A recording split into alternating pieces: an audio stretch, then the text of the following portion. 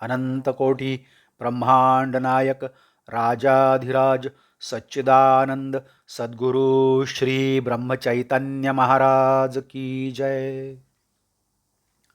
Shriram Samarth. 9 August. ज्याला समाधान तो भाग्यवान. ज्याचे हवेपण जास्त असते तो गरीब जाणावा आणि ज्याचे हवेपण कमी असते तो श्रीमंत जाणावा. परमार्थी म्हणजे भिकारी असे ज्याला वाटते त्याला श्रीमंतीची खरी कल्पनाच नाही. ज्याला नेहमी समाधान वाटते तोच खरा श्रीमंत. आमचा आधार पैशाचा तो आज आहे आणि उद्या नाही.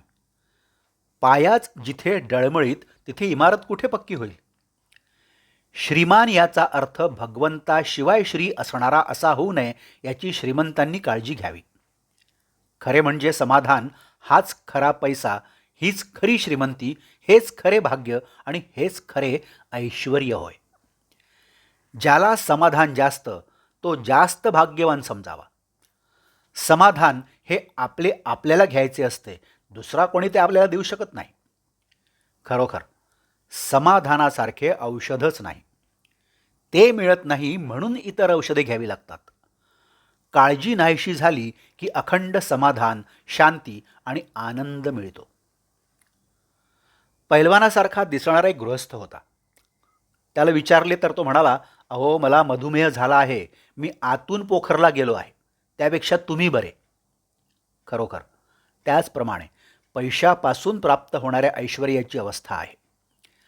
फक्त भगवंताच्या निष्ठेमध्ये समाधान आहे. ते राजवाड्यामध्ये नाहीच नाही, पण ते झोपडीमध्येही नसेल. असमाधान हा रोग सर्वांनाच असल्यामुळे रोगांच्या यादीतून त्याचे नावच निघून गेले आहे. सध्या जगात पुष्कळ सुधारणा झालेल्या आहेत, पण त्यांनी माणसाला समाधान मिळालेले नाही. जीवन सुखी न होता मनाला जिच्यामुळे हुरहुर लागते ती सुधारणा कसली.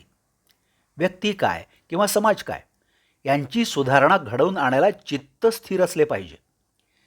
चित्ताची ही स्थिरता धर्माशिवाय येणे शक्य नाही. हल्लीचे तत्त्वज्ञान नुसते अभ्यासी आहे, अनुभवाचे नाही, म्हणून त्याने खरे समाधान लाभणार नाही. खरोखर प्रत्येक जीवाला भगवंताची तळमळ लागली पाहिजे. भगवंताशिवाय जो राहतो त्याला सुखदुःख येते, आणि सुख म्हणजे तरी काय?